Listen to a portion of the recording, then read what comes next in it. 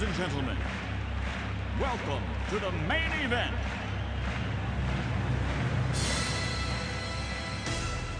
Sandy VCAL PD presents the Sports Corner Podcast. Let's get ready to rumble!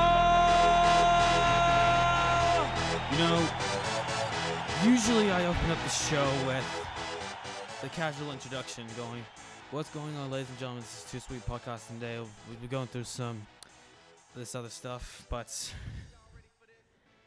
after this week, I really don't think I have the energy to.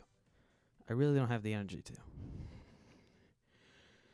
This week's Raw was the most atrocious show I have seen in a long time. I have never seen a show that goes 1 hour of Roman Reigns, the most despicable promo I have ever seen. Elias and Bobby Roode for the fourth consecutive time this month, and then Elias getting his ass beaten as soon as he was about to exit the arena. I don't know how this is all piled up into one show. I don't know how this is piled up into one show. But the only positives I can find from this week is the entirety of SmackDown, and on Raw, Braun Strowman, Finn Balor, Drew McIntyre, and Dolph Ziggler. That's all I can find that is the positive. 205 Live, I didn't get the chance to watch it, but I did see the first match of the show, Grand Metalik and Drew Gulak. It was good. But we know what to do. What's going on, ladies and gentlemen? This is 2Sweet Podcast, and today we'll be going through some news, reviews, and rumors. But you guys out there know that I love doing this. I love doing this podcast. I love talking wrestling, talking WWE, talking New Japan, Ring of Honor. I love doing everything wrestling here. But after all, I don't even feel like I have the energy to be all excited. How can you go into Albany, New York, and pull off the worst shows of all time? Talk about it any way you want. You could say this is worse than Backlash, worse than Battleground, worse than WrestleMania 32, worse than December to Dismember, worse than WrestleMania 2. But, Jesus, I'm not sure if I can go through this show. I'm not sure if I can go through Raw, but I have the energy to go through SmackDown, because SmackDown right now is looking like the best show that's going around WWE right now, aside from NXT. You know that NXT will always be the best in WWE. But SmackDown right now, as far as main roster shows go, this SmackDown Live is looking like the A show of the WWE. But if you want to look at Monday Night Raw, it's looking like not the B show, not the C show, not the D show, not the E show, the F show. A failure. How can you go into Albany, New York, and this has been the most painful thing I have to watch. How can you go into Albany, New York, have Stephanie McMahon returning, talk about Roman Reigns, and have him perform with one of Raw's best talent, Seth Rollins, and have Rollins being booed next to Roman Reigns after Jinder Mahal nailed both Rollins and Reigns with a chair when Reigns' music was playing. Seth Rollins is the man of Raw. He is running Raw. He practically is Monday Night Raw. But with this show alone, that 1 hour alone with Kevin Owens, Roman Reigns, and Jinder Mahal practically killed Seth Rollins. How can you kill Seth Rollins? How can you do that? This is blasphemous how this has happened. I basically had a massive headache watching Raw. I was sick to my stomach on Raw. But we're going to go through the show. We will go through the show. You know how this works. I know how this works. Don does know how this works. But he's not here again this week. He's not here. He reviews SmackDown, I review Raw. But when I'm here alone, I review both shows. I review the worst show, and I review the best show. SmackDown's the best, Raw is the worst. But I'm going to go through the worst because Raw is terrible. The show opened up with Kurt Angle coming out and said that he was going to make a special announcement. But what was the special announcement? What was the announcement that you were going to make, Kurt? We didn't get anything. We didn't get anything special. The only thing we got was you were planning to go into this Ronda Rousey and Nia Jax contract, and yeah, you were just going to go into that contract signing, and then Stephanie, of all people, comes in and says that she is going to go into this contract signing. And then they talk about Roman Reigns. She said that Kurt's been giving Roman one too many opportunities, one too many chances at the Universal Championship. And to be fair, she's right.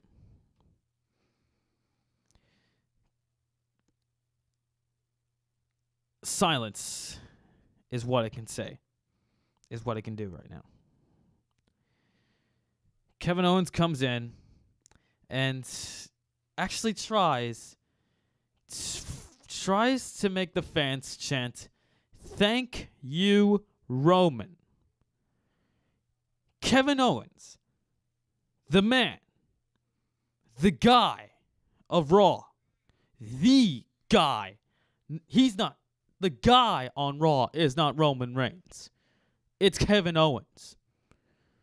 You have him go out there in front of a live audience, having to try and make the fans chant, "Thank you, Roman." I'm not sure to either laugh at it or cry in pain. I feel like crying in pain right now because after hearing Kevin Owens, one of the best wrestlers walking around this earth, says something so stupid, I can't even get it out of my head. But later that promo, Stephanie makes a match between Owens and Reigns, trying to make us feel a little nostalgic from the garbage show known as Roadblock and The Line. And with Royal Rumble 2017, where Kevin Owens defends the Universal Championship against Roman Reigns in a last man standing match. I think it was a last man standing match, but anyways, we're not gonna go back last year. We're talking about now. Kevin Owens and Roman Reigns was the first match of the show. I really hate how they go for impromptu beginning matches. I really do. But it was alright. It was fine until Jinder Mahal came around. It was a 2-on-1 takedown. It was a 2-on-1 beatdown on Roman Reigns.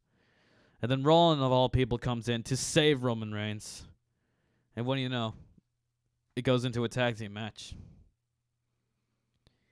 And then Rollins, he shows you all why he is Monday Night Rollins. He is the best one on the show. Seth Rollins is the best wrestler on the show. And yeah, Rollins, great.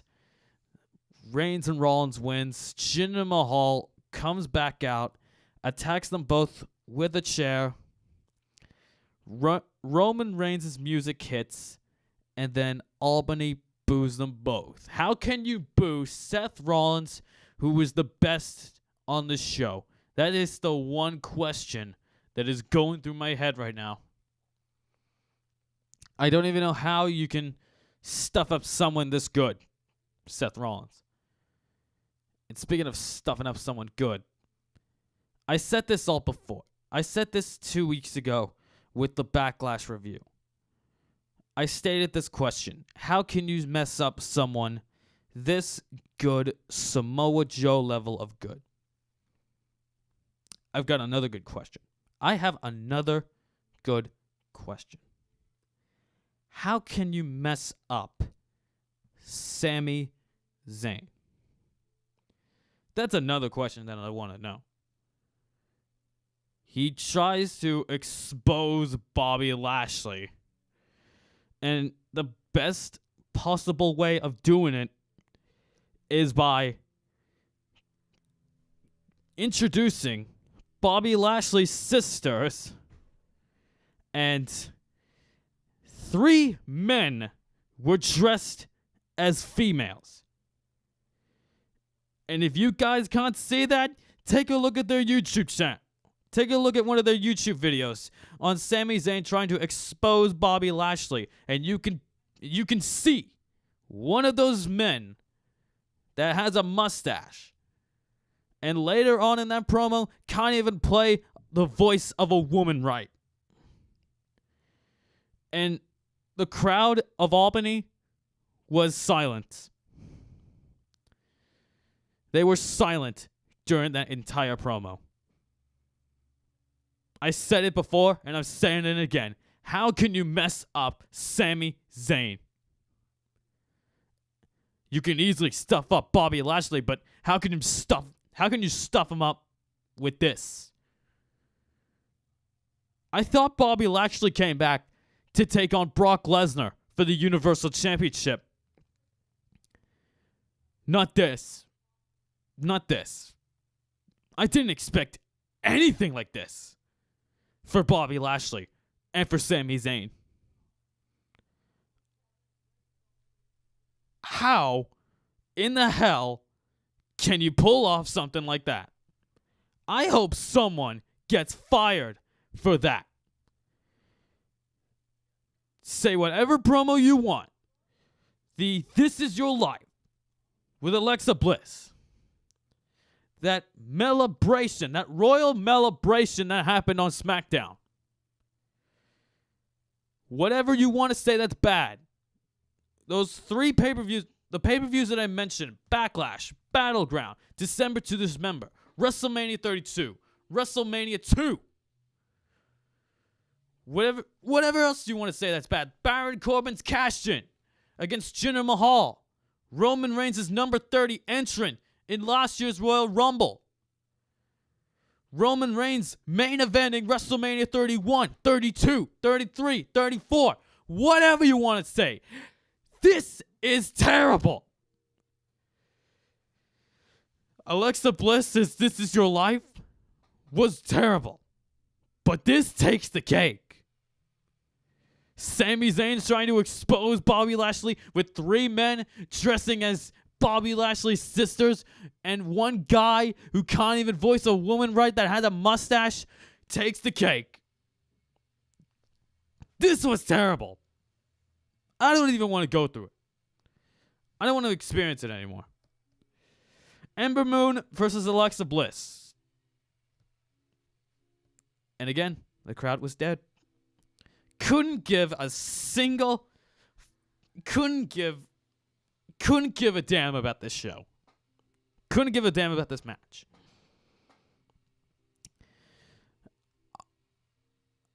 Ember Moon and Alexa Bliss, they do make a good fit.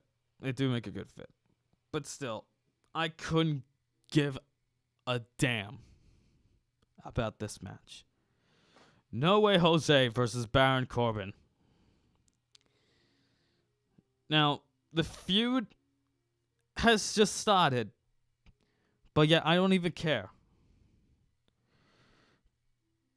Baron Corbin shouldn't even be going after No Way Jose. He should be going after the Universal Championship. He should be going after Brock Lesnar. He should go after whoever is better than No Way Jose. No Way Jose shouldn't even be on Raw. He should be on SmackDown. Every single one of the superstars that is on Monday Night Raw should be on SmackDown after what just happened this week. I am stunned that this show was terrible. Terrible. Though it was the match was all right. Baron Corbin and Jose, it was decent. The B team versus Breezango for the second consecutive week. Why have Bo Dallas and Curtis Axel take on Breezango, one of the most horrendous teams that is on Raw now? You have the Ascension, that is again one of the most atrocious teams to be on Raw. You have them called up for the main roster 3 years ago, and then as soon as the Raw reunion comes around, you kill them. And the same will be said about Tyler Breeze. As soon as he got called up, as soon as he had his feud with Dolph Ziggler, he was immediately killed.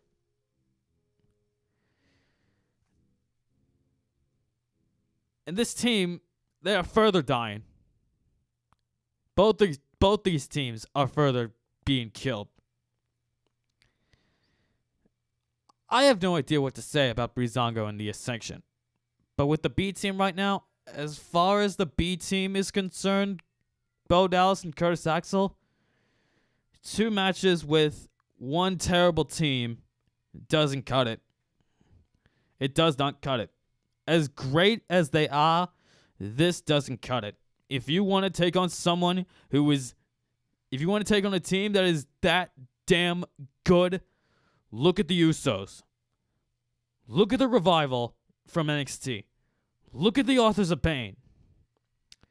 Look at American Alpha. Look at Guns and Gallows, who I will talk about in a second in my SmackDown review. Look at the Deleter of Worlds, Matt Hardy and Bray Wyatt. Look at the Bludgeon Brothers. Look at War Machine, the War Raiders. Look at Heavy Machinery. I can list down all teams from WWE. But Breezango is not the perfect fit for the B team. This was a waste of time. The B team and Breezango. Once was fine. Second, terrible. Smiley Ronda Rousey and the Nia Jax contract signing. Again, I said it last week, and I'm going to say it again. Ronda Rousey has had one match, and you have her take on Nia Jax for the Raw Women's Championship at Money in the Bank. And speaking of Money in the Bank, with Roman Reigns and Jinder Mahal being announced on Raw for Money in the Bank, that one match basically ruined Money in the Bank. This is the first time that Money in the Bank is being called a Big 5 pay-per-view. This is the first time that WWE is having a Big 5 pay-per-view, and Money in the Bank being one of them. One of the best pay-per-views of the year, and for your first Big 5 pay-per-view, Money in the Bank, you have Roman Reigns versus Jinder Mahal. That match alone basically destroyed Money in the Bank. Destroyed my hopes for Money in the Bank being a good show. That match alone is going to make the pay-per-view terrible. All right, back on subject with Ronda Rousey. She only had one match. She's being used as a part-time talent. And she was granted a women's championship match. She was immediately challenged for a women's championship match. You have Sasha Banks. You have Bayley. You have Ruby Riott. You have I don't know who else is there for a perfect fit for Nia Jax, but Bayley, Banks, Riott are all three women's championship material. Ronda Rousey has only had one match, and she only had one match, and she did look great at WrestleMania 34. But after one match, you can't give her a women's championship right away. The same will be said about Asuka. You can't give a women's championship match right off the bat. If you want to earn your championship match, you have to go out there and wrestle for the chance to become number one contender and have a shot at the women's championship. This is just unbelievable what WWE has done with Ronda Rousey in the past few months. In the past month with Ronda Rousey. This contract signing was terrible. I'm not even going to go through it. Dolph Ziggler and Chad Gable. One of the best matches of the show. One great match. But still, Dolph Ziggler and Drew McIntyre should be going for even bigger. Put them in the tag team list if you want to, for the B team to take on. But Dolph Ziggler and Drew McIntyre should be going for something even bigger. Dolph Ziggler and Drew McIntyre should be gunning for the Universal Championship and the Intercontinental Championship. If you're booking them as a tag team, fine. Make them go for the Raw Tag Team Championships. But as far as I'm concerned, Drew McIntyre and Dolph Ziggler are singles championship material. Their tag team is looking tremendous, but still, give Drew the Universal Championship or Dolph the Universal Championship. I don't really care. Just give them something. Though the match was fine, I give this 3. Natalya, Liv Morgan, Dana Brooke, and Sarah Logan. A fatal 4-way match. To qualify for the Women's Money in the Bank ladder match. Again, why do I care? Liv Morgan and Sarah Logan shouldn't even be with Ruby Riott right now. As a matter of fact, Dana Brooke, she shouldn't even be in a qualifying match. As soon as Natalya won this match, we were given an advertisement of saying that there's going to be a last chance gauntlet match between the women who lost their chance to become a qualifying member for the Women's Money in the Bank ladder match. And Dana Brooke, she had this fatal 4-way match and lost. And now she's getting another opportunity to qualify for this Women's Money in the Bank ladder match in a gauntlet match.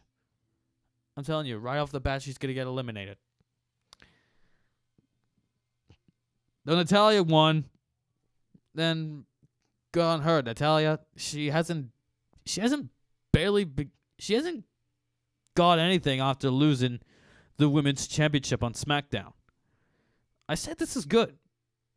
This is basically WWE teasing Natalya winning the women's ladder match and Ronda Rousey winning the women's championship match. This is WWE just teasing it up for you guys. They're teasing it up for you. Elias and Bobby Roode. Do I care? Do I still care?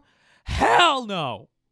This is the 4th time this month where we have to deal with the same match with the same participants in the same month.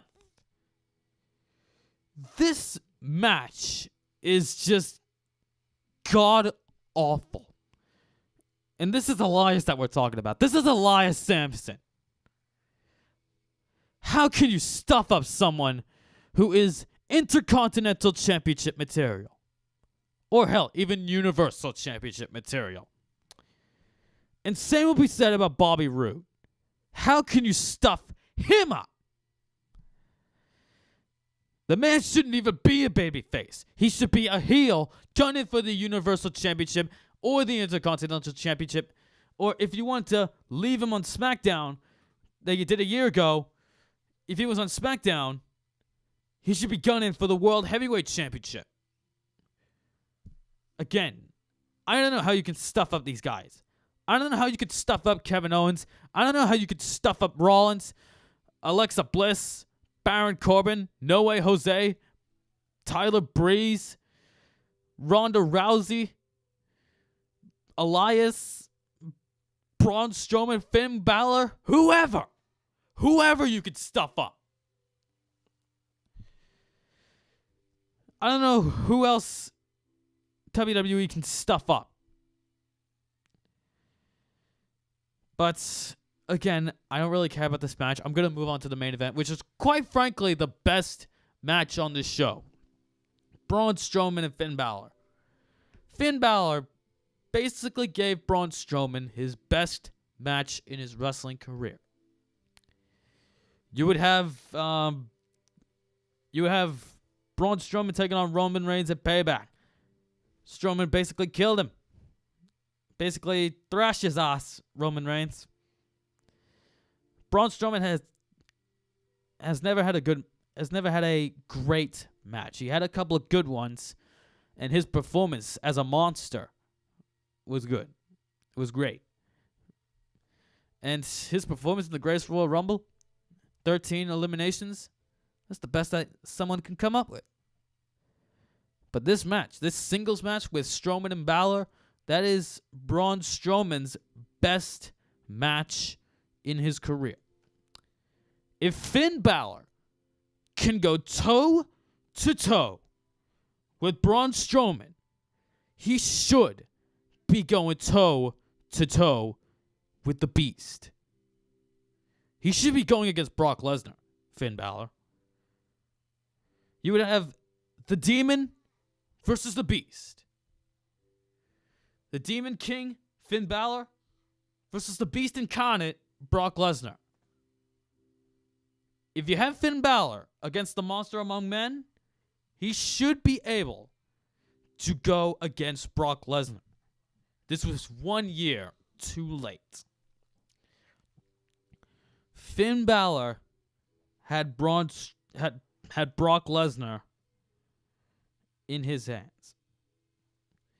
He is a perfect fit for Brock Lesnar is a perfect fit for Finn Balor. If Balor can get Strowman to have the best match in his career, then Balor should be going for the Universal Championship. He should be going for his rematch. I don't care who you are. Whether you're Vince McMahon, if you're Kevin Dunn, if you're Road Dogg Jesse James, if you're Triple H, if you're Stephanie McMahon, if you're Shane McMahon,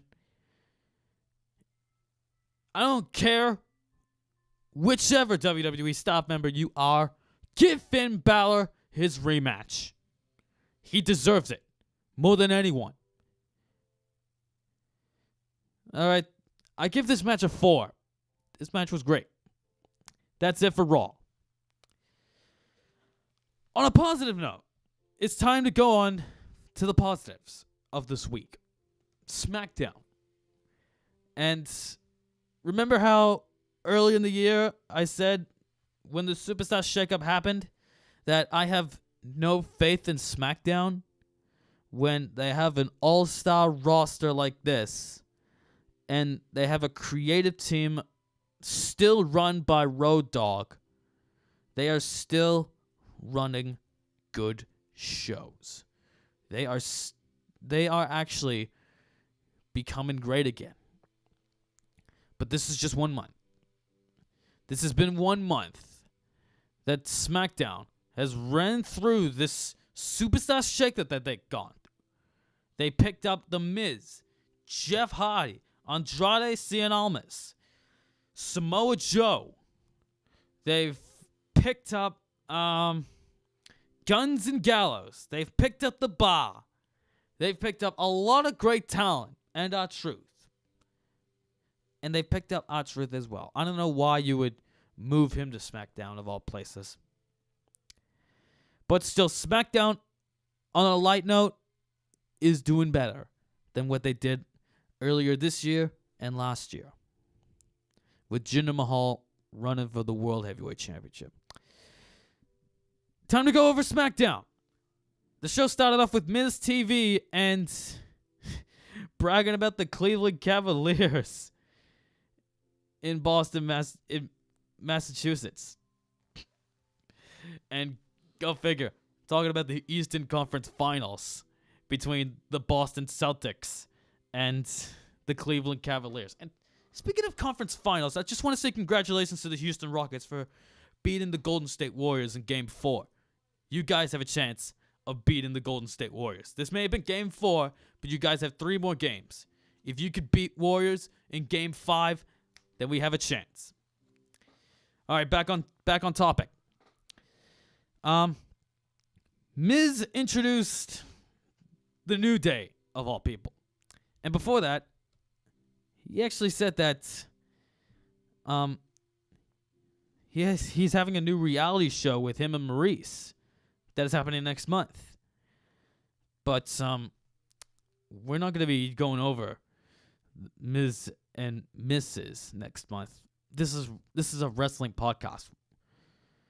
If you guys listening to Daniel's podcast, the movie podcast, then that's the place for you.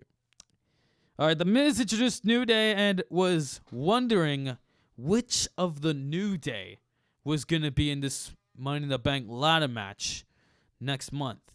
But you guys know New Day.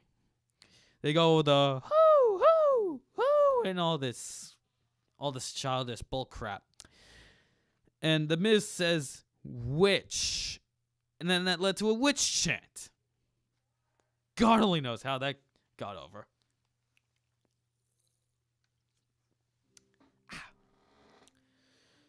Though, again, Miz wanted to know who, and Comfy said that it was going to be Big E. But The Miz thought that it was going to be Big E Langston. But it wasn't for Money in the Bank. It was actually for tonight's show. It was only for SmackDown. Big E wants to challenge The Miz, but The Miz walked out after the New Day threw pancakes at him. They seriously need to get rid of... The New Day seriously have to get rid of pancakes. I'm getting tired of this. But Paige stops The Miz and demands The Miz to go back out there and have that match. And that he did. All right, The Miz and Big E Langston went on for a good 10 minutes.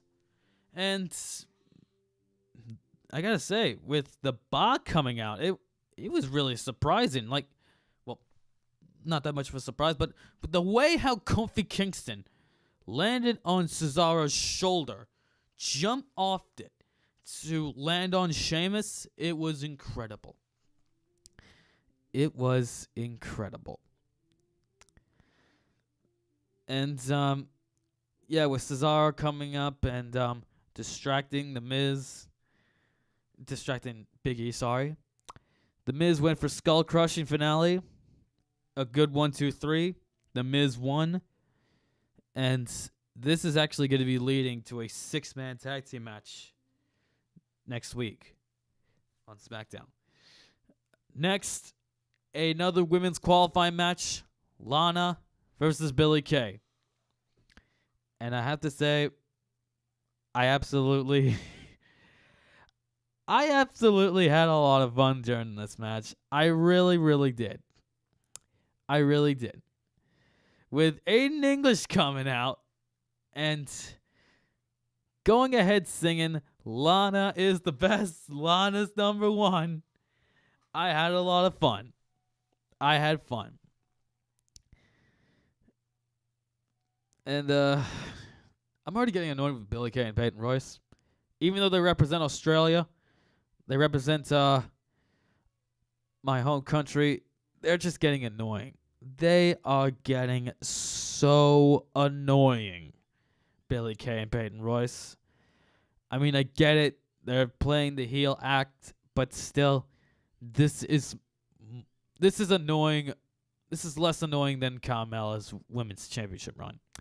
To be all honest, I am getting... Carmella's championship reign is more annoying than Billie Kay and Peyton Royce. But still, it didn't stop this match from being fun. With Aiden English coming out and... With Aiden English coming up with a Rusev Day chant for the crowd, he actually held up a sign saying Lana Day, and the crowd actually started to chant it. I'm actually surprised on how quick this got over. I'm actually surprised how quick the Lana Day chants went as soon as Aiden English held that sign up. No, it was a quick 1-minute match because of Billie Kay being distracted by Aiden English and his Lana Day sign. And Lana got the win. 1, 2, 3. She's going into the women's ladder match. Her, of all women, going into this ladder match. I would have had Billie Kay, but still, I didn't mind Lana. And I don't mind this Lana Day chant. Seriously, this is really beginning to be the best thing on SmackDown. Rusev Day and Lana Day. All right, Andrade Cien Almas versus a jobber named Kevin Bennett. Now, I want to say this for a second. If this guy, Kevin Bennett, is having this name Bennett, why isn't Mike Kanellis being called Mike Bennett? That's the first thing I want to say. If you allow this man to be called Bennett, Kevin Bennett, then surely you guys would be all right with Mike Bennett, not Kanellis. That absolutely annoys me. Though Andrade, quick performance, and I really love that hammerlock DDT that Andrade does. I really, really do. This man has potential to be the next World Heavyweight Championship. Has the potential to be the next World Heavyweight Champion. How is this guy not given a ladder match yet? How is this guy not given a qualifying match? 2 matches in, and this guy deserves a ladder match. This guy deserves a Money in the Bank qualifying match. I mean, seriously, he should be going up against bigger superstars like Daniel Bryan and Samoa Joe, AJ Styles, Shinsuke Nakamura, Jeff Hardy, Randy Orton, whoever you can pull up. I would really have to see Andrade in these matches. The AJ Styles and Shinsuke Nakamura face-off. Renee Young hosted this segment and introduced both Styles and Nakamura. And Nakamura. You gotta love Nakamura as a heel. If you don't know what you're missing. And Nakamura yelling and be quiet. I really enjoyed Nakamura. This promo alone made SmackDown live. It really, really did. Raw was terrible, but SmackDown lightened up my mood. And after Styles and Nakamura traded a few words to each other, Styles cut him off and just attacked him. The guys had a little brawl. And actually before they fighted, Nakamura was tricking the fans on saying that his match at Money in the Bank wanted to be a pillow fight. Again, you don't know what you're missing when you watch Nakamura as a heel. This guy is amazing as a heel. I know WWE is not going to do it for a long time, but make the best out of Shinsuke Nakamura as a heel. This is the best that they've ever done with him. All right, now after Nakamura has announced his match, both Styles and Nakamura traded a few punches to each other. And actually when Nakamura laid AJ Styles down once, he was counting 1, 2, 3, 4, and 5. And that actually said to everyone that it's going to be a last man standing match. He didn't need to explain it in words. With actions, that easily tells that this is going to be a last man standing match. And as soon as he was finished counting, the words for this last man standing match that he announced was last man standing.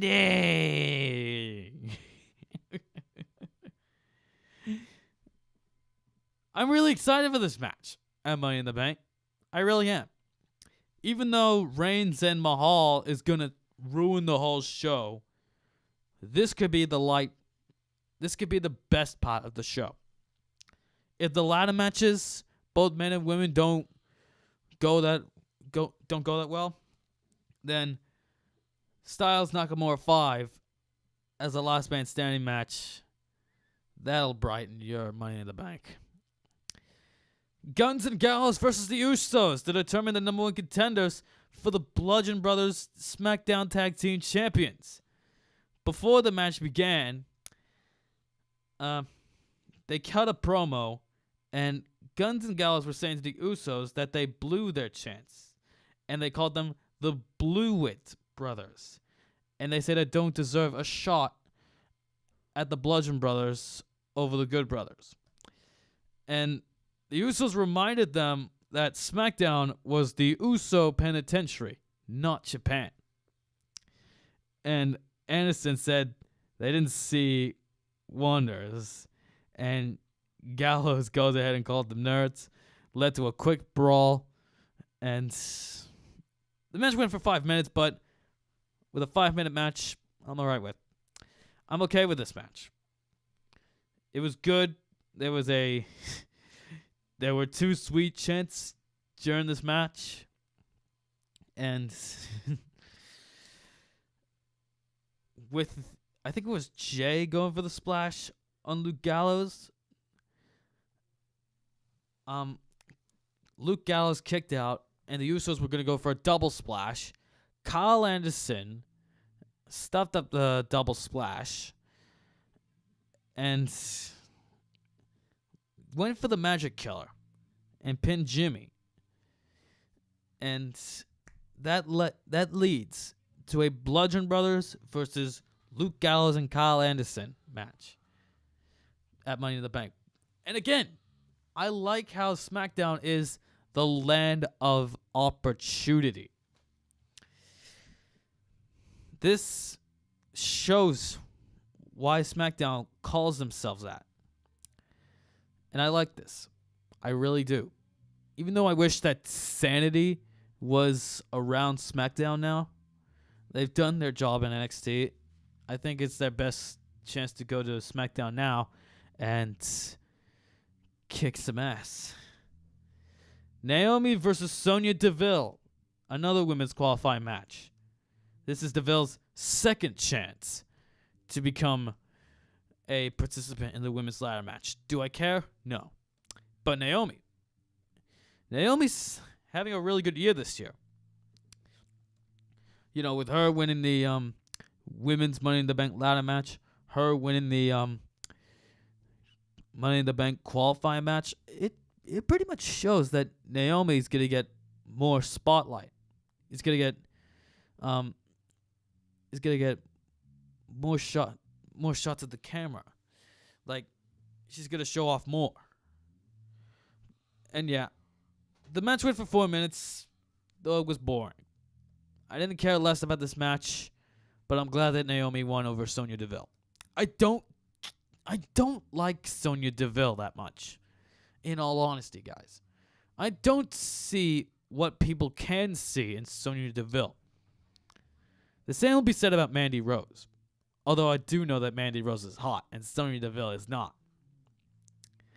That's all I can find from those two. Though it was a 2-star match, wasn't that overall interested. Before the main event, Renee Young had an interview with Jeff Hardy. And Jeff Hardy was super excited to get a second chance for the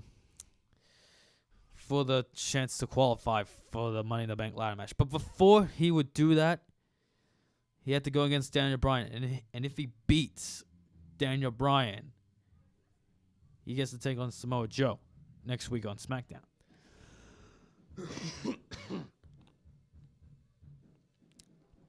Though, yeah, he was super excited for the match. For the first time ever, these guys are going to go at it. And, yeah, I absolutely liked this match. Remember last year when I think it was Tom Phillips and JBL saying that Jinder Mahal and John Cena is the greatest main event in SmackDown Live history? I can think of better matches than that. Nakamura, John Cena. AJ Styles and Nakamura. And this match, Daniel Bryan and Jeff Hardy. The best match between these two. I absolutely like this match. And the best thing about it was Samoa Joe coming for commentary. Samoa Joe is great on commentary. He's great at everything he does. Though, yeah, with this match, I absolutely enjoyed it. And with Daniel Bryan, I love how Daniel Bryan is not using the yes lock that he usually uses, and goes for that submission move on the leg, the heel hook, I think it's named.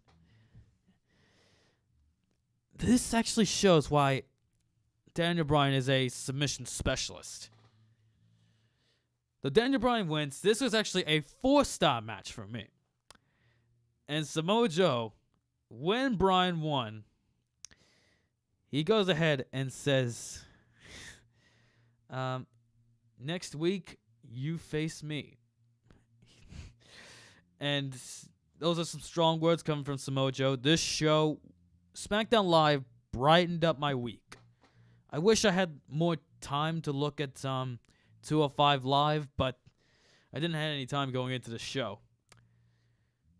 But, yeah, we all know that 205 Live is better than 3 hours of Raw and 1 hour of Roman Reigns. Seriously.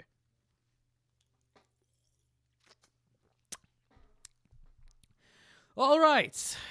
Now time for my rumor mill. You guys know I love doing my rumor mill. I absolutely enjoy this.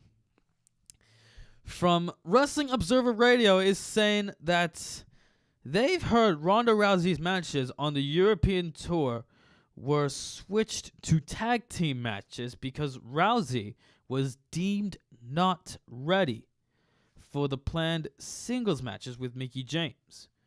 Now, the European tour, these live matches that WWE is having, these off-screen matches all over the world, they don't really count for Ronda Rousey.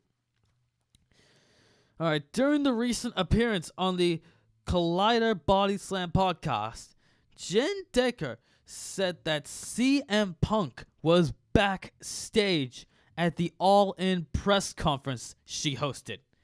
Decker also hinted Punk could be involved in the show on September the 1st. Again, we will be going over the Bullet Club's All-In event. And if CM Punk gives up on mixed martial arts, returns to professional wrestling to join with Bullet Club, I'm all in. Rusev Day is over, says WrestlingNews.co.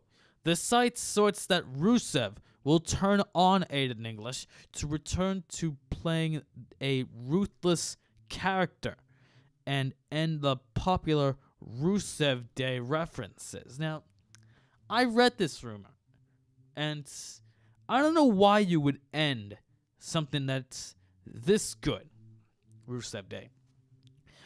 The first time I saw this, it was a bit silly. It didn't fit me. But as soon as time passed, I absolutely love Rusev Day. I absolutely enjoy Rusev Day. This shouldn't be breaking up.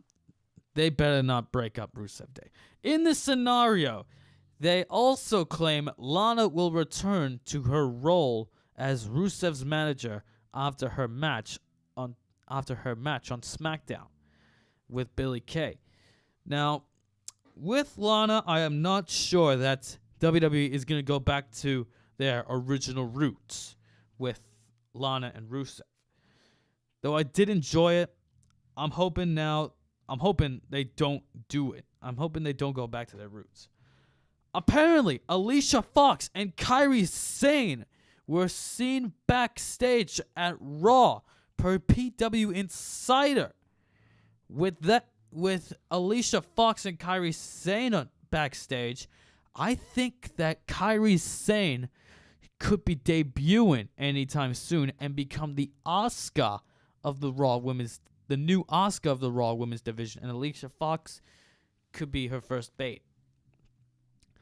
While there have been reports that NBCU will be paying big bucks to retain Raw while SmackDown hits the open market, it's still possible Fox swoops in and offers a strong enough deal to get both shows. Now, if I'm Fox or if I'm NBCU, I'd be just going for SmackDown, because after Raw, I'd be just giving it a cent.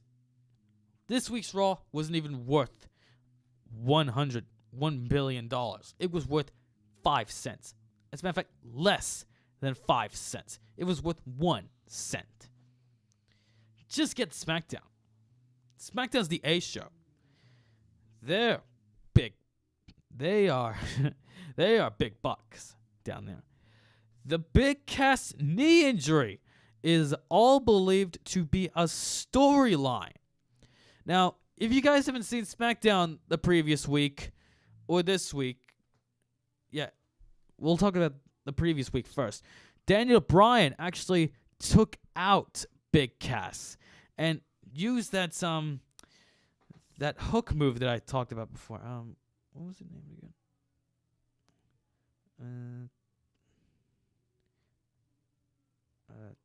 Well, whatever it's named. I think it was the heel hook. That's right. Yeah, the heel hook. And Big Cass was furious that he was injured again. But with this, I think this could lead to another Big Cass assault.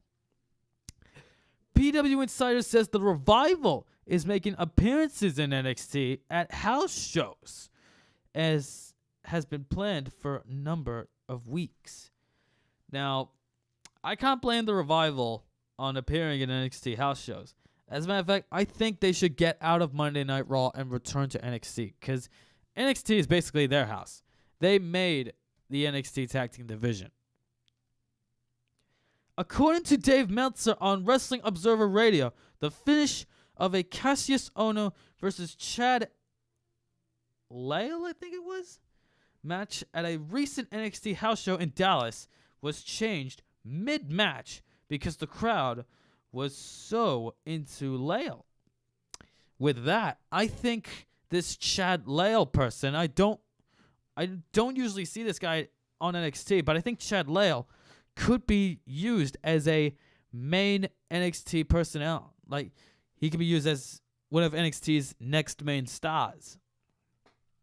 House of Hardcore was supposed to air live on Twitch this past weekend, but apparently it didn't because Impact Wrestling was filming material on it. So we don't know what House of Hardcore is going to be doing with Twitch now.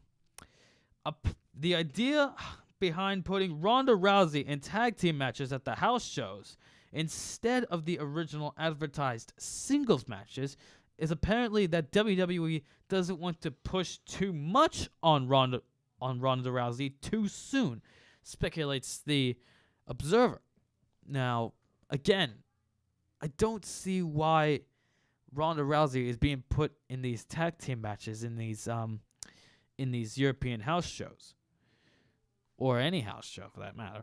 Just put Ronda Rousey in singles matches, and there you have it. Talk on SmackDown going to 3 hours is apparently just talk, per the Wrestling Observer newsletter. However, Fox had been making internal moves to go after WWE programming, and that could mean that's where SmackDown ends up. If that means SmackDown's going to go for 3 hours, don't make Raw 4 hours. SmackDown's fine with 2, don't go for 3.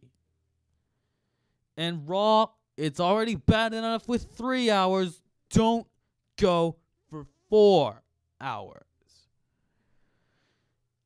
There is no longer appear to be a plan. Yeah, there no longer appears to be a plans for a tag team Money in the Bank ladder match, if there ever was. Now, I would have been alright with a tag team Money in the Bank ladder match because, again, tag teams don't get a lot of chances for SmackDown or Raw tag team championships. I think this should be a good moment for the tag team division because, again, they haven't been getting any spotlight. With this Money in the Bank tag team ladder match, it's like you did it with the Elimination Chamber match. You used the tag teams as an Elimination Chamber for 2015. Why not make it a ladder match? Though, yeah. Jack Swagger is likely to debut at MMA's Bellator before the end of 2018, as he told CBS Radio.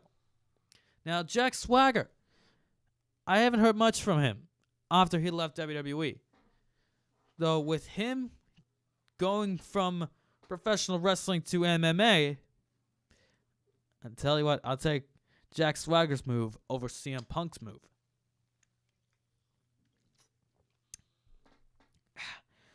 Sasha Banks signed a new contract with WWE within the last week, per WrestleVotes. Was it the best move for Sasha Banks? No. It was not the best move. Sasha Banks is barely being used on Raw, and she's hardly being used correctly. If she's the boss, why hasn't she been given a women's championship match yet? Why hasn't she got a women's championship match? After her feud with Alexa Bliss, she was given nothing. Move Sasha to SmackDown. That's all I ask of you. That's all I ask for WWE. Just move Sasha Banks to SmackDown. Because Raw is basically killing her. The same will be said about Bayley. Both those women are dying on Raw. No one within WWE has talked to any of the wrestlers about potential changes within SmackDown regarding reports of the new TV deal with Fox, according to PW Insider. It sounds like no one seems to care about this new deal that WWE is having with Fox. Though, if I'm WWE, I would have a lot of concern. Like, I want to keep SmackDown as one of the best shows on the main roster. I don't want to make SmackDown go for 3 hours. But with this deal with Fox, if you're going to have $1 billion, I say take the money. Because SmackDown is the A show. Like I said before, Raw is the F show. WrestleVotes says Jeff Hardy was planned for a United States Championship match at Money in the Bank as of last week. We can expect the build for that to start next week. Who's going to challenge Jeff Hardy? We don't know. Maybe Andrade Cien Almas. I mean, picture it. Picture Andrade Cien Almas, who is representing Mexico. As a United States champion. A Mexican United States Championship. This should have happened with Jinder Mahal last year. Picture this. Last year, with Jinder Mahal, when he was having this push, he should have been given the United States Championship. And have him go around saying that India is the best place in the world, not America. And the United States Championship is the best way to prove it. That's the best way for Jinder Mahal to prove that the United States Championship is garbage and the United States of America country itself was trash, and say that India is the best. But with Andrade, on the other hand, if you have him, this could lead to a great United States champion. If you have a Mexican representing, a Mexican wrestler representing Mexico, and he wins the United States Championship, and he can say that Mexico is better than America. And maybe have him bitch about Donald Trump building a wall next. I can't believe I'm mentioning Donald Trump on this podcast. All right, continuing on. PW Insiders claims that Big Cass was walking around with a limp backstage at SmackDown this week, so he's either legit hurt or really selling the angle. So like I said earlier in this rumor mill, that Big Cass was actually suffered a knee injury, so it could be all for storyline. This could be all for storyline. WWE Greatest Royal Rumble. Still some more talk on this event. But this isn't just from a wrestler's point of view or Dave Meltzer's or PW Insiders and all this other stuff. Wrestling DVD Network is saying a WWE Greatest Royal Rumble DVD release has been postponed or canceled.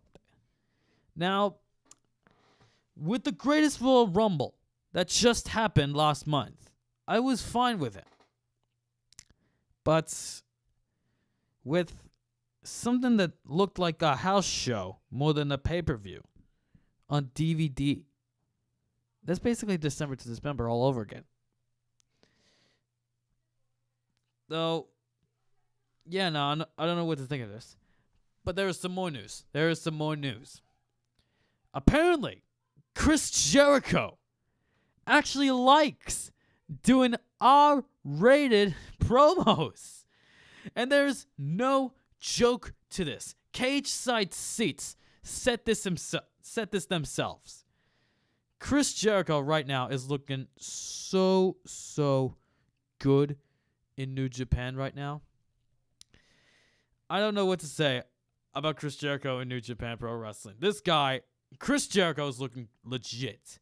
And his match with Tetsuya Naito. Yes, this match is official between Chris Jericho and Tetsuya Naito at Dominion, June the 9th. Both these guys are going to go at it for the IWGP Intercontinental Championship. What are my thoughts? 10-star match! I cannot wait for this match. This is going to be a clinic between Tetsuya Naito and Chris Jericho. We all saw what he can do with Kenny Omega. But with this match with him and Naito, this could lead to be bigger than Jericho and Omega. And who knows, maybe it can even be a no disqualification match like they did at Wrestle Kingdom. And you know what? I think with that match alone, I should review New Japan Pro Wrestling Dominion. Because with a match like this is worth reviewing. Like Wrestle Kingdom 12. With a match like Chris Jericho, Kenny Omega, Tetsuya Naito, and Kazuchika Okada, that was worth reviewing. And I said it on this podcast before, that is my favorite wrestling pay-per-view of all time. That was worth reviewing. And with Jericho and Naito happening at New Japan Pro Wrestling Dominion, I think that's actually worth reviewing on this podcast. I think with New Japan Pro Wrestling Dominion happening on June the 9th, and I can review it the week after, that is worth reviewing. And I'm going to see if the matches have been announced on New Japan Pro Wrestling's Dominion. New Japan Pro Wrestling. And again, I want to talk about Chris Jericho for 1 second. This Chris Jericho is looking better with New Japan than WWE. Now, I know that he came back for the Greatest Royal Rumble. I didn't mind it, though it did look a bit lackluster in that match. But with Chris Jericho coming back, I think this is going to be a good one. All right, so for the matches that have been announced right now, I'm going to go through the matches right now. Kazuchika Okada versus Kenny Omega for the IWGP Heavyweight Championship in a no time limit best 2 out of 3 falls match. What are my thoughts? It's going to be a clinic. I'm going to love the absolute hell out of it. If I love the first match, if I love the second, if I love the third, the fourth time, Okada and Omega go at it for the IWGP Heavyweight Championship, this is going to be awesome. Okay, like I said before, Naito and Jericho, I already said my thoughts on this. It's going to be a good one. Los Ingobernables de Japón, Sanada and Evil versus the Young Bucks for the IWGP Tag Team Championship, not the juniors. This could be the first time the Young Bucks win the IWGP Tag Team Championship. They've gone through the juniors, now they're going to go through the heavyweights. Hiroki Goto versus Michael Elgin versus Taichi for the Never Openweight Championship in a triple threat match. Now, this is going to be another good match. Dominion will be a clinic. And Rey Mysterio is actually announced for this show. Who's his opponent? We don't know. Yet to be announced. And Will Ospreay is going to be defending the Junior Heavyweight Championship against whoever wins the best of the Junior Heavyweights. I think it's announced. I think it's what it is. Yeah, I think that's what it is. But anyways, that's all the time I have for 2Sweet Podcast. Thank you for listening. I hope you guys enjoyed this podcast this week. I'll be back again for Raw, SmackDown. Hopefully I'll review 205 Live and Actually, we'll review NXT next week. Yes, I'll be watching NXT this week, and then I'll review it the next week. That's what we're gonna do. We're gonna be reviewing NXT, and we're gonna be watching NXT this week. This week's NXT, and then we're gonna be reviewing that NXT next week. All right, so that's what we're gonna do. Next week, Raw, SmackDown, 205 Live, and NXT. Thank you guys for listening. Hope you guys enjoyed the podcast. 2Sweet. Good night, folks.